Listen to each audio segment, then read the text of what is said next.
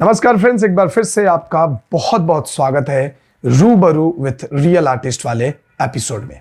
आज एक बार फिर से मैं आपके सामने एक बहुत ही इंस्पायरिंग पर्सन को लेकर आया हूं, जिनकी कहानी सुनने के बाद आप 100% बहुत ही ज्यादा इंस्पायर होने वाले हो और अपने आप में आपको अपने अंदर एक बहुत ही पॉजिटिविटी का फीलिंग होगा। कारण ही कुछ ऐसा है, कहानी ही कुछ इनकी ऐसी है जो आपको मोटिवेट होने पे मजबूर कर देगी। एक ऐसा शख्स जिसने एलएनटी जैसे जॉब को छोड़कर, एलएनटी जैसे सक्सेसफुल कह सकते हो स्टेबल जॉब को छोड़कर एनिमेशन और वीएफएक्स की दुनिया में कदम रखता है। जबकि एक अच्छी खासी सैलरी मिल रही होती है, उस दौरान भी अपने पैशन को फॉलो करने के लिए वो कदम रखता है एनिमेशन और वीएफएक्स की दुनिया में। आगे क्या होता है जानेंगे इस एपिसोड में, तो इस एपिसोड को पूरा देखिएगा।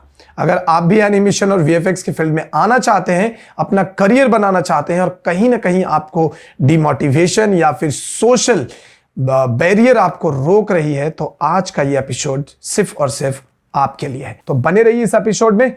तो चलिए फिर शुरू करते हैं बिना किसी देर किए हुए और सीधा बुलाते हैं आज के गेस्ट, आज के आर्टिस्ट को, जिनका नाम है मिस्टर सत्यव्रत राहुल।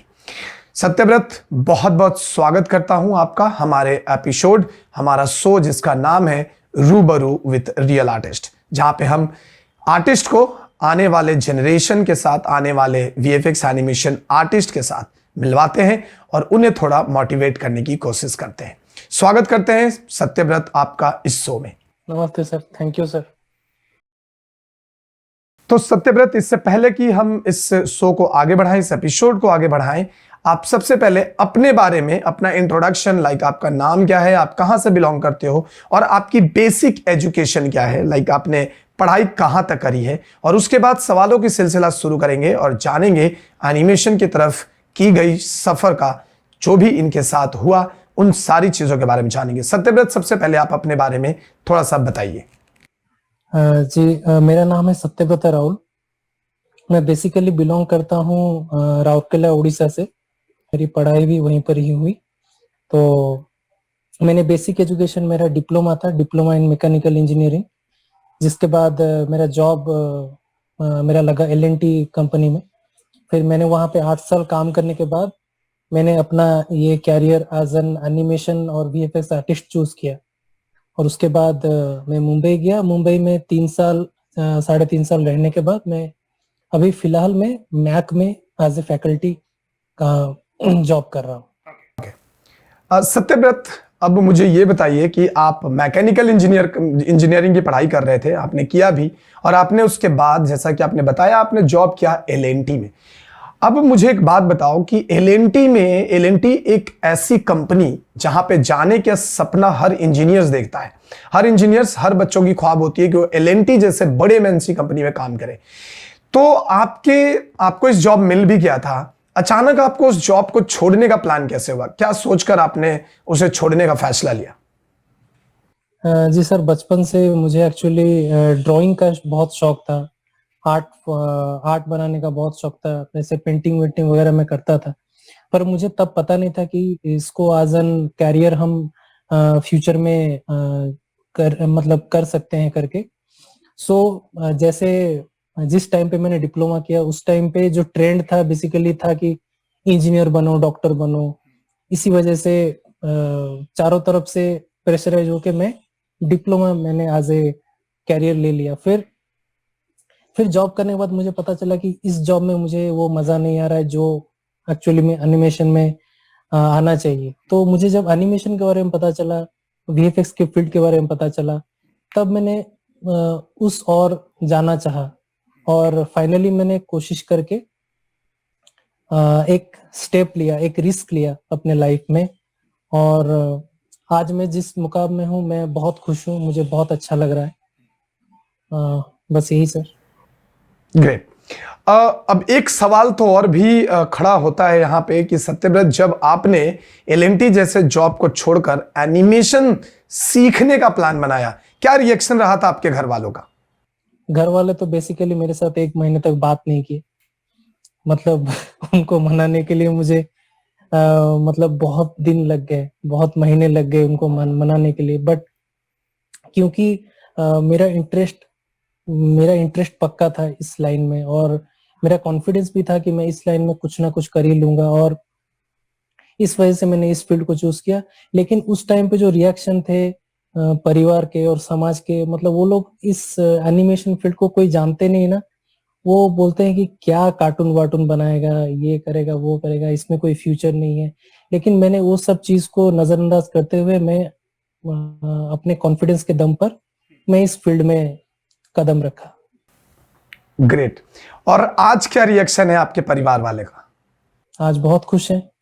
आज मतलब जब देखते हैं दूसरों के लड़कों के मुकाबले मुझे जब देखते हैं, और ये देखते हैं कि इस फील्ड में इतने सारे स्कोप है, इतने सारे अपॉर्चुनिटी है, और आपको घर मतलब कोई ऑफिस जाने का भी जरूरत नहीं, घर बैठे भी काम कर सकते हो, जो कि दूसरी इंजीनियरिंग के फील्ड में इम्पॉसिबल है काइंड ऑफ। तो यही सब चीज देख के मतलब उनके मन में खुशी रहती है, उनको अच्छा लगता है। सत्यव्रत, जब आपने एनिमेशन वीएफएक्स की पढ़ाई करी, उसके बाद आपका पहला जॉब कब, कैसे और कहां लगा? मेरा पहला जॉब लगा था मुंबई में। एक स्टूडियो था, इनोवेटिव एनिमेशन स्टूडियो, जो कि मोस्टली सीजी के एपिसोड्स बनाती है। जैसे ये बनाती है आपका मोटू पतलू और शिवा द सुपर हीरो के सीरीज। और अभी तो ये बहुत आगे निकल चुकी है, अब ये कंपनी और भी बहुत कुछ बड़े बड़े प्रोजेक्ट्स करती है। तो मेरा सबसे पहला जॉब इनोवेटिव एनिमेशन स्टूडियो था मुंबई में। और क्या आप बताना चाहेंगे कि आपका जो पोस्ट था वो क्या था? मतलब आप कौन से पोजीशन पे काम कर रहे थे? जी, मैंने एज ए लाइटिंग आर्टिस्ट वहां पे सबसे पहले ज्वाइन किया। As a lighting artist. Lighting artist कौन से सॉफ्टवेयर पे काम करते थे वहां पे? लाइटिंग आर्टिस्ट वहां पे माया में काम करते थे। माया और आर्नोल्ड में काम करते थे। Arnold as a rendering engine use होता था, लेकिन सबसे पहले जब हमने ज्वाइन किया तो उस टाइम पे तो मेंटल रे यूज होता था, माया और मेंटल रे। Great great. अब मुझे एक बात बताइए कि अगर सपोज मान लो कि इस फील्ड में बहुत सारे बच्चे आते हैं, तो बहुत सारे बच्चे यही क्वेश्चन करते हैं कि सर इस फील्ड में फ्रेशर को आखिर कितना मिलता है? क्योंकि हम 2 साल 3 साल की पढ़ाई करते हैं, उसमें 2 से 3 लाख रुपए लग जाते हैं, तो फ्रेशर को कितना मिलता है? तो आप क्या कहना चाहेंगे इसके बारे में कि फ्रेशर को कितना मिल जाता है इस फील्ड में? फ्रेशर कुछ सर स्टार्टिंग में कंपनी टू कंपनी वेरी करता है।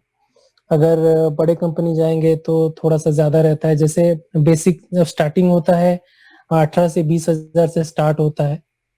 अगर हम देखें कोई छोटे कंपनी में अगर जाए तो फिर भी मिनिमम तो 15,000 से 20,000, 15 से 18,000 तो मिल ही जाएगा स्टार्टिंग के टाइम में।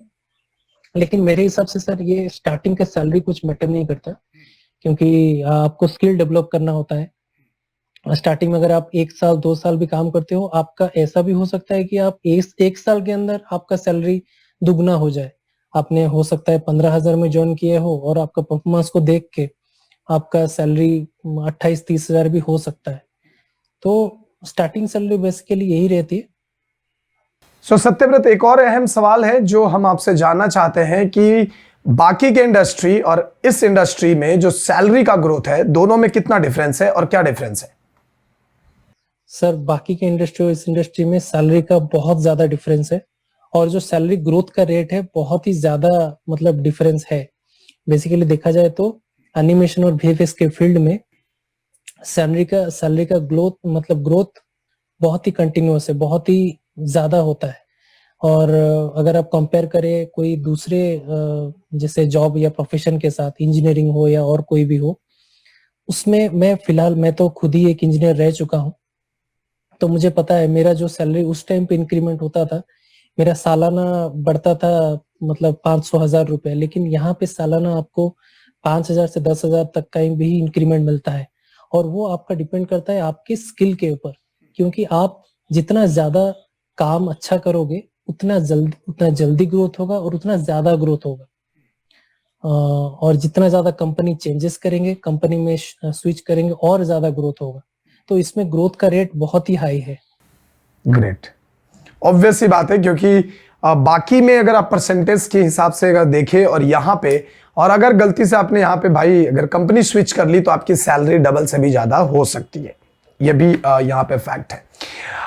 सत्यव्रत, एक चीज और हमें बताइए कि आजकल के बच्चे जो, बिकॉज आप एक लेक्चरर भी हो, आप बच्चों को पढ़ा भी रहे हो, अच्छे खासा ट्रेनिंग भी प्रोवाइड कर रहे हो, तो आजकल के बच्चों में जो बच्चे इस फील्ड में आ रहे हैं उनमें ऐसी क्या कमी नजर आती है जिसकी वजह से शायद बहुत सारे बच्चों को इस फील्ड में सक्सेस नहीं मिल पा रहा है? एग्जैक्ट वो रीजन क्या है? सर मुझे ऐसा लगता है कि आजकल के बच्चों में मोटिवेशन की बहुत कमी है, मोटिवेशन और डेडिकेशन की। ये डेडिकेशन जो हमारे टाइम में जो हमने पढ़ा था, आपने हमें पढ़ाया है, और उस टाइम पे मैंने भी जिन जिन बच्चों के साथ पढ़ा है, और उस टाइम पे जो जोश था और उस टाइम पे जो एक डेडिकेशन था, उस तरह का डेडिकेशन आज के बच्चों में नहीं है। हालांकि आज के टाइम में टेक्नोलॉजी और ज्यादा डेवलप्ड है, हमारे पास सबके पास यूट्यूब अवेलेबल है, सबके पास ऑनलाइन ट्रेनिंग अवेलेबल है, लेकिन इतना कुछ अवेलेबल होने के बावजूद मतलब आजकल के बच्चे उतना मतलब हाई परफॉर्मेंस दे नहीं पाते। मतलब ये मैं महसूस करता हूँ सर। ऑब्वियसली, और जो दे पाते हैं, जिनके पास डेडिकेशन है, मोटिवेशन है, पैशन है, वो डेफिनेटली एक बहुत अच्छी करियर अचीव कर लेते हैं, कम समय में बहुत अच्छी सक्सेस उनको मिल भी जाती है। एग्जैक्टली। सत्यव्रत, एक चीज और बताइए कि एज अ लाइटिंग आर्टिस्ट, अच्छा, इंडस्ट्री में आपका जो एक्सपीरियंस रहा है, जैसे आप इनोवेटिव एनिमेशन में थे, उसके बाद आपने कहाँ जॉब ज्वाइन किया था? जी मेरा इनोवेटिव एनिमेशन में एक्चुअली क्या था कि सर एक बात मैं बताना चाहूंगा कि जब आप स्टूडेंट रहते हो और स्टूडेंट के बाद अब जब आप जॉब में ज्वाइन करते हो, तभी आपको आपका पोटेंशियल पता चलता है कि आप किस फील्ड के लायक हो। तो जब मैं वहां पे गया तो लाइटिंग एनिमेशन फील्ड में ही मुझे इंटरेस्ट रहा कि मैं आर्किटेक्चर के फील्ड में जाऊंगा और कुछ रियलिस्टिक के फील्ड में जाऊंगा। तो वो चीज मुझे ज्यादा प्रभावित करती थी, क्योंकि यहाँ पे सीजी का काम होता था, मोस्टली कार्टून्स के सीरीज में काम होता था। तो इसलिए मैंने स्विच करना चाहा आर्किटेक्चर में, क्योंकि मुझे थोड़ा सा रियलिस्टिक काम में इंटरेस्ट था। तो उसके बाद एक आर्किटेक्चर फार्म में ज्वाइन किया, एक आर्डनेट ग्लोबल नाम की कंपनी है मुंबई में, तो मैंने वहां ज्वाइन किया। वहां पे मैंने एक साल लगभग 1 से 1.5 साल मैंने वहां पे काम किया।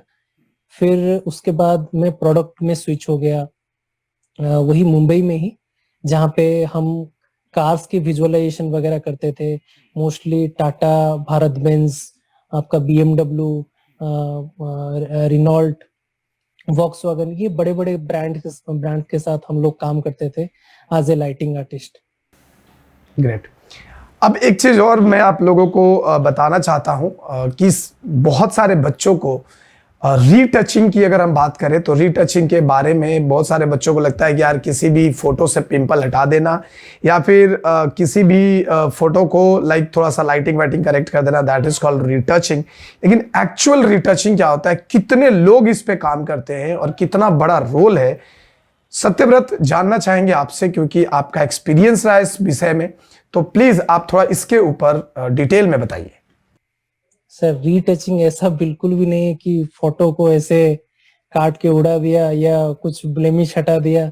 ये सब हम स्टूडेंट के टाइम में सोचते थे, पर एक्चुअल में मुझे भी पता चला कि रीटचिंग एक बहुत बड़ा एक फील्ड है, मतलब ये इंडस्ट्री में, एनिमेशन की इंडस्ट्री में। क्योंकि रीटचिंग हम आर्किटेक्चर फील्ड में भी करते हैं, और ये कार विजुअलाइजेशन, प्रोडक्ट विजुअलाइजेशन, जितने भी हम देखते हैं कुछ ब्रांड्स के एडवर्टाइजमेंट, इन सब में रीटचिंग होता है, और इसका बहुत बड़ा मतलब मेजर रोल प्ले करता है रीटचिंग।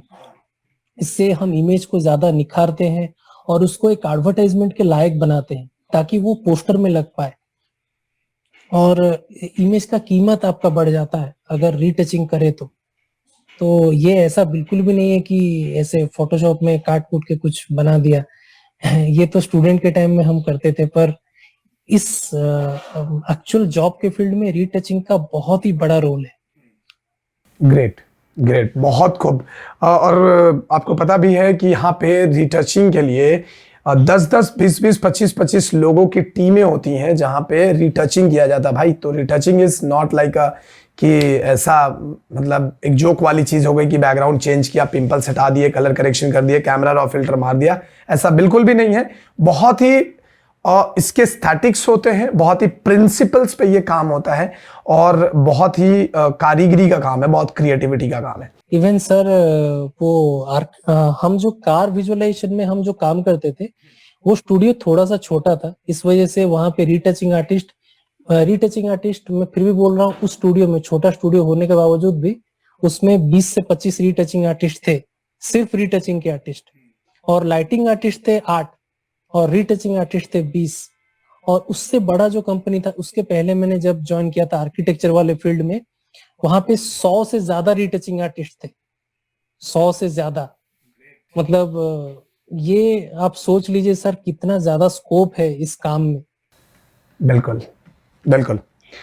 सत्यव्रत, एक और इंपॉर्टेंट सवाल जो हम आपसे पूछना चाहेंगे कि अगर कोई बंदा इस फील्ड में आना चाहता है, अगर इस फील्ड में पढ़ाई कर रहा है और इस फील्ड में उसे जॉब चाहिए, तो सोरिल कैसी होनी चाहिए उनकी? अगर जो, क्योंकि आपने 3-4-5 स्टूडियो में काम किया है तो डेफिनेटली आपको यह पता होगा सोरिल की क्या रिक्वायरमेंट होती है। इस शोरील में सबसे मेन अहम बात है कि आपको अगर आपको लाइटिंग आर्टिस्ट बनना है या कॉम्पोजिटिंग आर्टिस्ट बनना है तो आपको अच्छा खासा 3D का मॉडल टेक्सचर लाइट करके एकदम बहुत अच्छे से प्रेजेंट करना होता है और एकदम आपका बहुत अच्छा काम आपको देना पड़ता है। और जितना भी आप देखें कोई भी शोरील के इंस्पिरेशंस के लिए मैं सजेस्ट करूंगा, आप बड़े बड़े ब्रांड्स का शोरील आप देख सकते हो। बेसिकली आपको जिस फील्ड में जाना है आपको उसी कंपनी का शोरील आपको देखना पड़ेगा। और आजकल तो यूट्यूब में सारे बड़े बड़े कंपनीज का शोरील आपको अवेलेबल मिलते हैं। जैसे मैं आपको सजेस्ट करूंगा, अगर कोई लाइटिंग आर्टिस्ट बनना चाहता है तो एक कंपनी है HMX मीडिया जो मोस्टली इलेक्ट्रॉनिक्स के विजुअलाइजेशंस वगैरह करती है। आप अगर उसका शोरील देखें या कोई भी ऐसा ही कंपनी का शोरील देखें और उसमें जो शोरील में जो भी दिखाया है उस तरह के कंटेंट आपको बना के आप अगर लगभग उसके करीब भी आप काम करके वैसा आप अपने शोरील में प्रेजेंट करते हो तो वो भी बहुत वैल्यू ऐड करता है। तो बेसिकली आपको अच्छा अच्छा काम रखना है और जितना शॉर्ट टाइम में हो सके आपको एक बहुत अच्छा परफॉर्मेंस में आपको शोरील सबमिट करना होता है, बहुत ही कम टाइम में बहुत अच्छा अच्छा काम। Great great. एक और सवाल जो कि हम आपसे पूछना चाहेंगे कि सर्टिफिकेट की कितनी वैल्यू होती है इस फील्ड में? क्योंकि बहुत सारे लोग ऐसा सोचते हैं कि सर अगर हमारे पास BSc की डिग्री नहीं होगी या फिर हमारे पास कोई सर्टिफिकेट नहीं होगा, भले ही हमारे पास स्किल है लेकिन सर्टिफिकेट नहीं है तो हमें जॉब तो कोई देगा नहीं। इसके बारे में आप क्या कहना चाहेंगे? सर आज तक तो कोई भी कंपनी ने मुझे सर्टिफिकेट नहीं मांगा कोई भी कंपनी ने सर्टिफिकेट नहीं मांगा।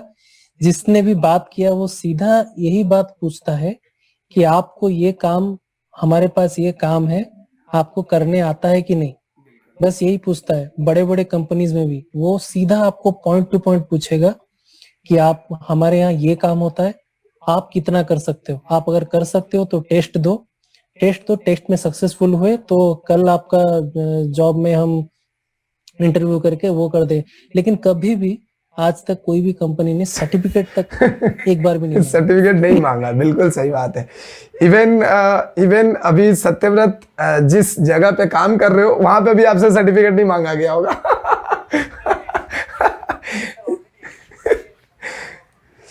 सही बात है, क्योंकि मैं बार बार बच्चों को बताता हूं, आप सबको मैंने बताया है, कई बार बताया है कि देखो भाई, आप जिस फील्ड में कदम रख रहे हो ये फील्ड आपके नाम से ज्यादा आपके काम को पहचानता है।